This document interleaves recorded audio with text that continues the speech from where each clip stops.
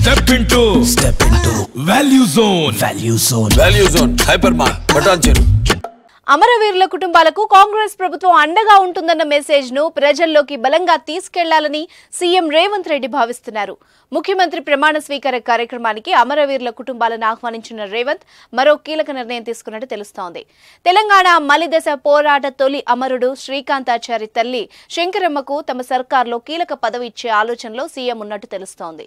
ఈ మేరకు శంకరమ్మ నిన్న సచివాలయంలో సీఎం రేవంత్ రెడ్డిని కలిశారు. ఈ సందర్భంగా శంకరమ్మకు సీఎం రేవంత్ రెడ్డి భరోసా ఇచ్చారు. గవర్నర్ కోటాలో కానీ ఎమ్మెల్యే కోటాలో కానీ శంకరమ్మను శాసన మండలికి పంపించే అవకాశం ఉన్నట్టు తెలుస్తోంది. ఒకవేళ ఎమ్మెల్సీగా అవకాశం దక్కకపోతే నామినేటెడ్ పదవి మాత్రం ఖాయంగా కనిపిస్తోంది. అయితే ప్రస్తుతం శంకరమ్మ బీఆర్ఎస్ లోనే ఉంది. బీఆర్ఎస్ లో ఉన్న శంకరమ్మకు కాంగ్రెస్ లో పదవి దక్కబోతూ ఉండడం రాజకీయంగా చర్చనీయాంశంగా మారింది. బీఆర్ఎస్ సర్కార్లోనే ఖచ్చితంగా ఏదో ఒక పదవి వస్తుందని ఆశించిన శంకరమ్మకు ఇప్పుడైనా న్యాయం జరగబోతోందంటున్నారు తెలంగాణ ఉద్యమకారులు.